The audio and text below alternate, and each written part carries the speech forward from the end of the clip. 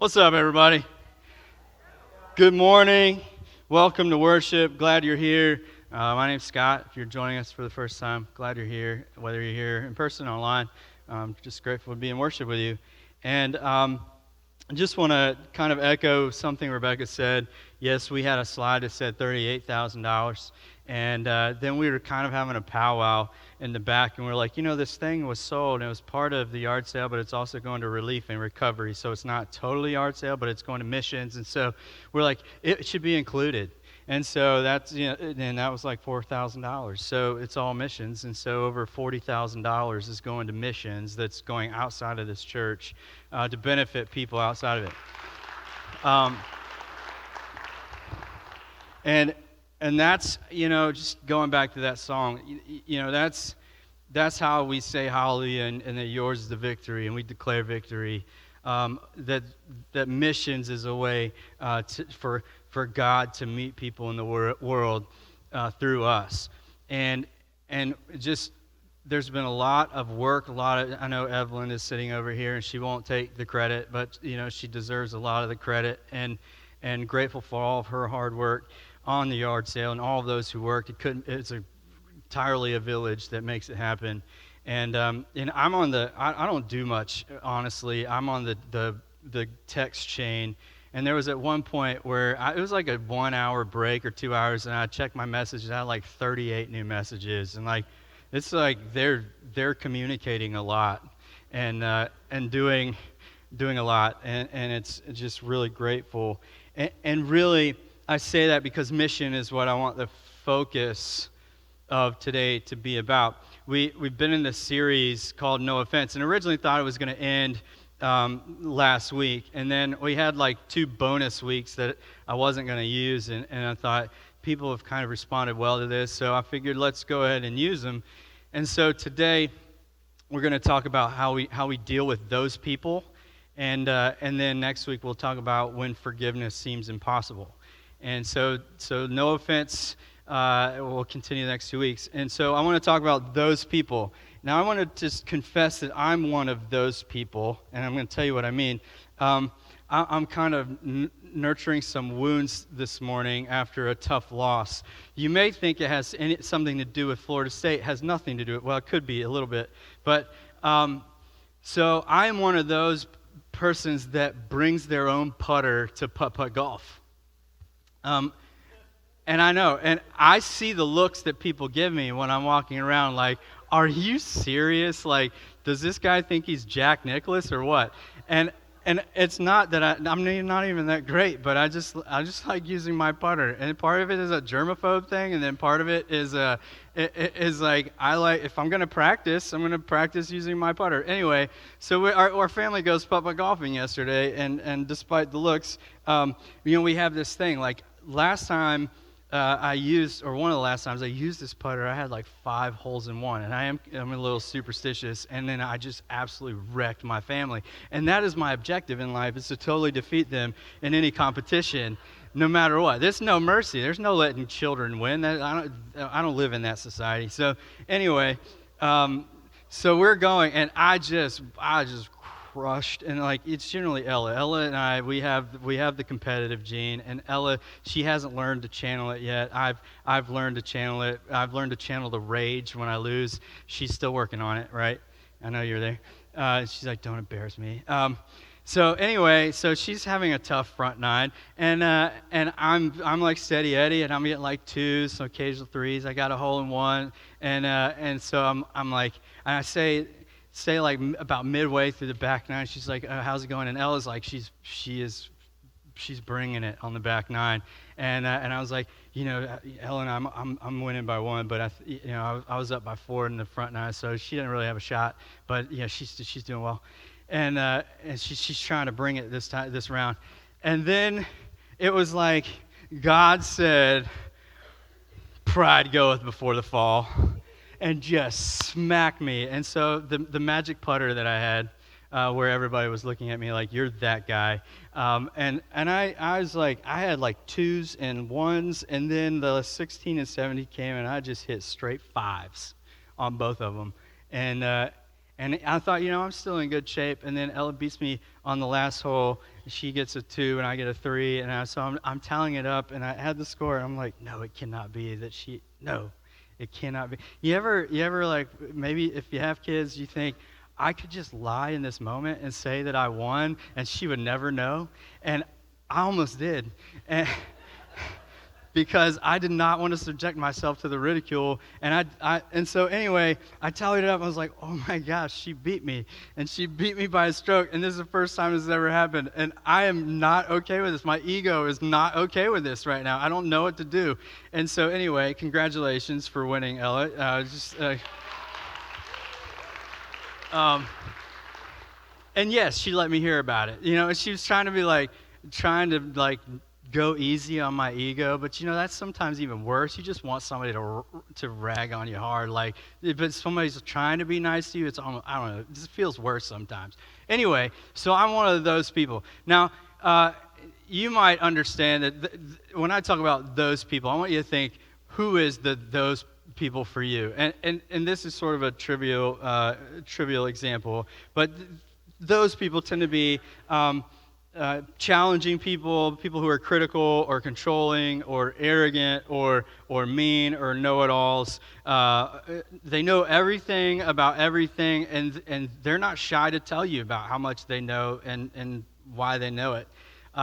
They'll shout in social media. They will interject themselves when it's not really their business. They'll spread rumors at school or the office, and they're likely at big family gatherings. And if you're like, no, my family doesn't really have those people at family gatherings, caution, you might be that person at your family gathering. And so these people are everywhere. And today we want to talk about how we deal with those people in a way that honors God, but also honors who they are. Now, God has commanded us to love one another as you love yourself, right? God says to love God with all that we are. Like, these are the 2 greatest commandments. As we are engaging in a process of becoming more like Jesus, as they call it, the imago Dei, the image of God, being like and transformed in the image of God, and through the love of God, we're called to love. But I don't know about you, sometimes it's hard to love people, right? There are some people that are harder to love than others. And I'm not ashamed to admit that. I think self-awareness and discovery is half the battle. But this world is complicated. There's a lot of tension in it. There are a lot of things that can trigger us and just trigger some tension within us. And if you're one of those who finds yourself often frustrated with other people, who people get on your nerves, and you find this especially frustrating and find yourself angry, then I think Ephesians 4 has a wonderful word for us. Paul, writing to the church in Ephesus, has a word for us. And I'm going to read this whole particular passage. It's about 4 or 5 verses, and then we'll go through it one by one. But Paul writes, "In your anger, do not sin. Do not let the sun go down while you are still angry, and do not give the devil a foothold. Do not let any unwholesome talk come out of your mouths, but only what is helpful for building others up according to their needs, that it may benefit those who listen. Get rid of all bitterness, rage, and anger, brawling, and slander, along with every form of malice. Be kind and compassionate to one another, forgiving each other, just as in Christ God forgave you." So if we take that first part, that verse 26 and 7, "In your anger, do not sin." So Paul is not saying, don't be angry. You notice that? It says, "In your anger, do not sin." There is likely a response in you where you will be angry about something. Something will upset you. Something will trigger you, and you have a tendency. You will like that is a nerve that has been touched. And what Paul is saying is, when you have that moment, do not sin. So this is great news if you're angry. It's okay to be angry. But what Paul is saying, if you go online today, he's not saying that, but he's kind of extrapolating. If we were to go online or look at the news or just in general talk to people or observe people, or you drive somewhere, or you go out to lunch, you're just in the general public, or you look online, you probably could find or may be offended by something, right? It is easy to be offended, and there's a lot of offensive content out there. But let me ask you this: is there any win in living offended? So it's one thing to be offended, it's another to live offended. Life isn't better when we live offended. I don't get greater peace or greater joy when I live out my anger. I've never found my life to become more joyful when I'm ticked off about what somebody said to me. I've never found that my relationships have improved when I'm angry about some injustice in the world. I'm not talking about just simple righteous anger. I'm talking about I let that consume me so that it obscures what I'm needing to do in this other area. I'll talk more about that in a minute. I've never gotten closer to God, never had better conversations when I've walked around with ongoing unforgiveness towards someone who hurt me in my life. Now, I'm not talking about the circumstances. We're going to talk about this next week when it's seemingly impossible to forgive, and so I don't want to go too deeply into that. But just know this, that when we hold on to that resentment or that inability to forgive, it generally, mostly, doesn't make our lives better. It is like a spiritual cancer that is within us. I'll say more about that next week. So living offended is actually a choice. It says, do not be angry, and or when you are angry, do not sin. Excuse me. So being offended is inevitable. Living offended is a choice. It's going to happen. We're going to be offended. We're going to be angry, but we have a choice. We can be careful not to hold on to that anger or to nurture that offense or to allow resentment to well up within us or to rehearse over and over in our minds the hurts that people have said or like the comebacks. I'm really good at this. Like when I think about comebacks in an argument with somebody and I, like really about 10 minutes after the fact, and I've been like, oh, I should have said this and then it would have been on, but then I didn't, so really it was just lame, right? And so just rehearsing that doesn't do me or us any good. And then in verse 27, it says, be careful not to give the devil a foothold. You ever considered what a foothold is? And in the Greek, the word is topos, which means a place or a room. Be careful not to give the devil. So devil in the Greek is satanas, which means the opponent. Jesus says, I give you the Holy Spirit, I give you an advocate. So there is this Spirit that advocates for us, the Holy Spirit that advocates for the will of God that's working in our lives. And then the devil is this Satanas, this opponent of God that is willing and wooing us away from the way of God into the way of sin. And so these forces are at opposed. And what Paul is saying is, do not allow there to be an entryway into our heart where this resentment, where this bitterness, where this anger, where it wells up within us and stores up room within us. We just let it inside and let it take up space and take up storage. Eventually, it will overcome us. You know, if I were the devil and I was having a strategic planning meeting in hell, and I thought, you know, how could I destroy families? How could I destroy people that love God? How could I destroy the church? I think there are three things that we can do, or that the people who are opposing God would do to do these things, to offer destruction to these things. And the first of which is this: divide families, friends, and church. So incite division. It is easier than ever to divide people. And it is easier than ever to be divided. It is difficult to interpret things in a way where we say, like things that are meant to divide us. It is difficult for us to say, I am not going to give in to that because it's just for clicks, or it's just for ratings, or it's just meant for me to get upset about something. It is easier than ever to be divided over politics, over race, over health care. It is easier than ever. And think about the effect of division. Division in your family, division in your heart, division in your spirituality. Think about how destructive it is. It can destroy friendships. Family members have stopped talking over some of this division. It can ruin marriages. It can split churches. If I wanted an effective strategy as a strategic planner for not good things, I would say, let's divide people, because Christians who are divided are weak and ineffective.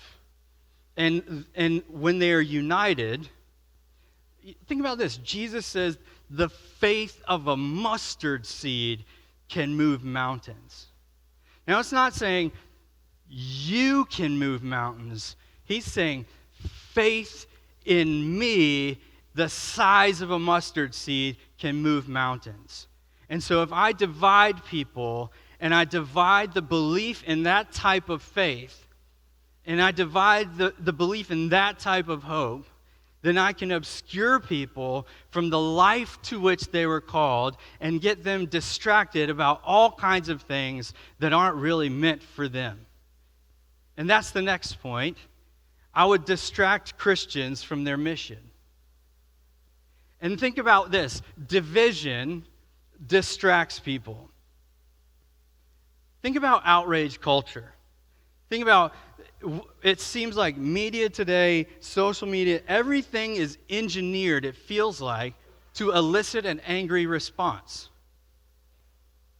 And I mean that in many ways, is engineered to elicit a divided response. And so we have a society in many cases, and even in churches, and even in like the broader theology, that's meant to divide people. And what happens when we distract people and we get people upset? We get them mad about anything in culture. We want them to boycott businesses, or we want people arguing over social media, or we're going to share conspiracy videos, or we're going to gaslight people. We're just going to, sometimes say things and just watch people fight over each other, and sometimes that's entertaining. But the thing is, when we do that, when we're party to that, when we allow ourselves to interject into that kind of conversation, we are no longer thinking about what Jesus says in the Great Commission, which is go into all the world, teaching and baptizing nations, and make disciples of Jesus Christ. Make disciples. Our mission is to make disciples of Jesus Christ for the transformation of the world. Think about all of the things we could be doing, and even in our families, that distracts us from being disciple and being discipled. Let me give you a real example of this. How it distracts from the mission. Or the counterexample, when we're focused on the mission. This past summer, I led a group in Hometown Mission Week. I led a group of students at Westabu Montessori School at St. Luke's UMC downtown. And what we did, this is a Montessori school where there's 70% of kids are on scholarship, where they have a really good program going, where kids' lives are being transformed, where they're learning to make their own meals, where they are learning incredible life skills, and they're learning in ways that maybe traditional education doesn't benefit them. And they've got a church that said, we're going to give up our space and we're going to let you do this because we believe in it. And they've honored the church and been part of the church, and they've worked tirelessly and effortfully, for lack of a better word, together. And they're doing this, and then they have the largest enrollment they've ever had. We had the ability to reshape rooms. We laid flooring, we moved furniture, we removed railings and transformed a room so it could be a classroom. We had transformed the playground in many ways. We cleared a lot of brush, and then they invited us back this past week to take a look at it and just really say, thank you for what you guys have done. And in the course of that conversation, we're talking about dreams. Hey, this is not where you want to remain. Where is God leading you into this next step? And so their leader, Amanda, was talking about this to us and telling us about some of her hopes and dreams. And, that takes money. And so I was like, you know what? we have a yard sale that's happening, and we offer grants to missions in the community. And you should apply for one of those grants because you have a dream that can of more that can happen, and this is some available funding that's available to you. And so we have a yard sale that does as amazingly. One person's trash is apparently a lot of people's treasure, right? And that money goes to help mission in our community and other fantastic missions.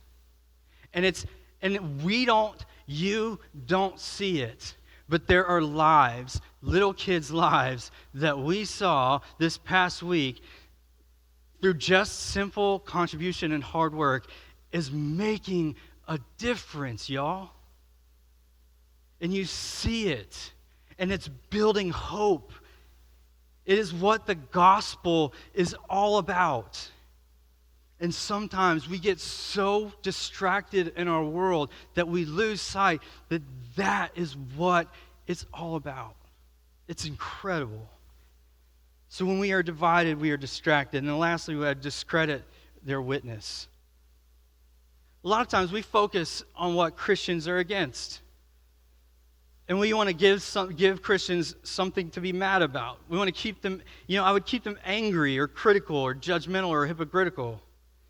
I would drive people to be more self-centered and self-righteous and easily offended and ticked off in the world. Because if you're distracted and if you're divided, and then if your witness is discredited, then it makes people wonder, what is so true and what is so real about this Jesus that you claim to serve? Because it seems to be about everything else, but really what that mustard seed faith can do in him and through him. So, what then can we do? It says, do not let the sun go down while you are still angry. Paul is writing in, the day of your hurt should also be the day of your healing. We are likely to be angry about many things and offended by many things, but to the extent that we are able, we should attempt to reconcile with people. Again, sometimes that's not possible. I'm not talking about those specific instances. That will be next week. But the day that we're hurt or we're betrayed or offended, we should try to make peace as quickly as possible. Imagine how different our friendships or our marriages or our families would be. He's saying, go the same day. Do not let any unwholesome talk come out of your mouths, but only what is helpful for building others up, according to their needs, that it may benefit those who listen. What do we mean by unwholesome talk? Things that are not constructive, things that don't build people up. So no belittling, no condescending or patronizing, no bad-mouthing or criticizing. Notice I'm not saying critiquing or constructive criticism. Things that are helping people become the best versions of themselves. But there's a way to speak truth in love, and then there's a way to speak truth in not love, right? I've had somebody say, you're fat. And somebody say, I'm worried about your health. Which way's better? Right? I think we all know there's a way to speak truth in love because you mean well for me. So examples of not building up are, we should never call names. We should never raise our voice or get historical, using the past, things in the past, to then create an argument for something in the future that really has no relationship to the future, but it's just, keeping the scorecard. Or never, this is kind of ironic, never saying never or always. Never, not whatever. Never threaten. Never quote your pastor during a fight. Too late. Oh, awesome. Thanks. You know what Scott said. Meanwhile, half the people hate me. Cool. But unwholesome talk is only useful for building up. Think about this. What if you think about that person or those people in your life that get on your nerves the most, and you made it your prayer every day, Lord, help me to just focus on how I cannot have a reaction or that my impulse or instinct would be to do or say something that builds them up today. I can't control what they say. I can't necessarily control that I'm irritated, but I can control how I live that irritation out. And instead of living it out in a way that is unbecoming of you, I want to become you. What if we did that? What would it look like to do that? Get rid of all bitterness, rage, and anger, brawling, and slander, along with every form of malice. We're often tempted to defend our anger. I mentioned in a sermon, I have to resist the temptation to be right. So much so that I almost want to lie to my child about winning at putt-putt golf because I don't want to lose. But that's not setting a good example. We might say they hurt me, or we might mistake our anger for righteous anger. But if it's not for building up, then it's not righteous.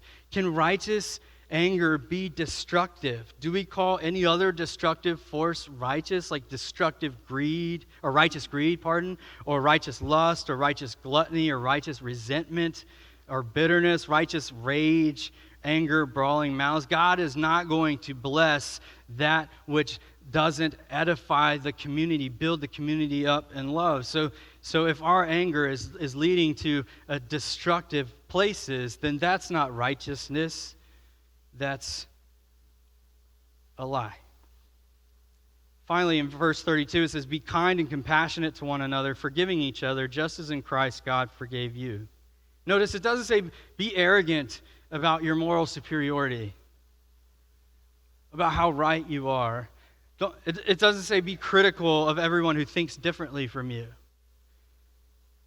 That doesn't mean we can't critically think about what we hear, but there's a difference in being a critical thinker and being critical of everyone who thinks differently.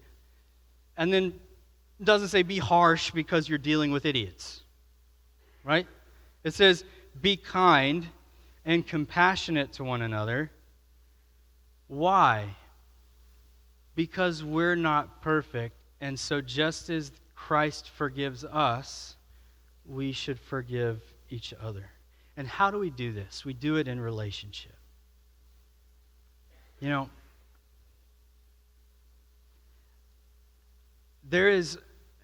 I'll close with this story. I want to say this. I think one of the questions we should ask ourselves is, what if let's just assume today, I am one of those people. And I'm not saying this so that we can have like communal self-hatred. I'm saying, God, how can I at least be the change in my own life? Because I can control me. I mean, to the extent that I don't give it to God. But like, I can't control other people. But there's a passage in Psalm 139 that says this. It says, "Search me, O God, and know my heart. Test me and know my anxious thoughts." Test me. Not only know me, God, but then test me. Ask me about myself and where I'm falling short of your glory. And then see if there's any offensive way in me. And then lead me in the way everlasting.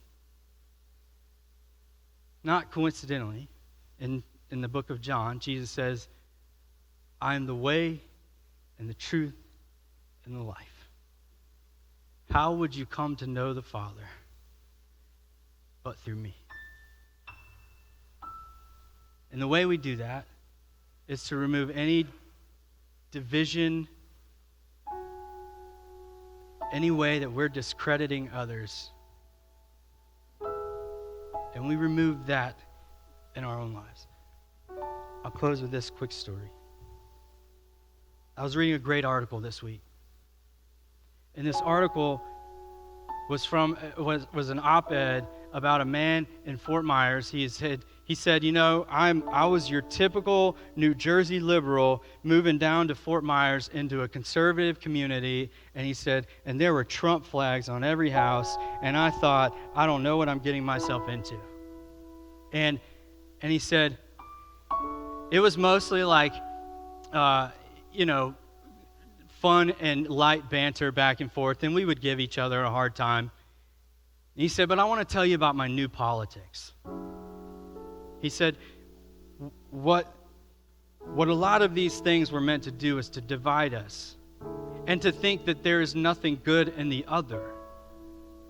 Because if I were to think that there's something good in the other, then maybe I wouldn't be as divided. And so what it doesn't prepare you for is a hurricane that comes through and wipes out a neighborhood. And he said, you know what's incredible? Suddenly, we weren't worried about who voted for who or who's doing what. We were worried about our neighbors. And so we were worried about knocking on doors and checking on elderly who we hadn't heard from. People with generators started sharing generators. People with water started sharing water. People with fuel would share fuel. People with chainsaws would offer chainsaws to help cut down trees that are blocking roadways. He said, let me tell you about my new politics. He said, I believe in the good of humanity when they come together for a mission. What is it when we put away the division and we say, search me and know me and test me so that I may be cured of living the offensive life, so that I may live the blessed life full of joy, peace, and happiness, so that others may come to know your saving grace in a way that we're all in it together. Amen? Amen. We're going to finish with a couple songs. One that I love, All Hail King Jesus, who is everlasting and all-powerful and ever-present, even when we are not. He makes up the difference. Amen.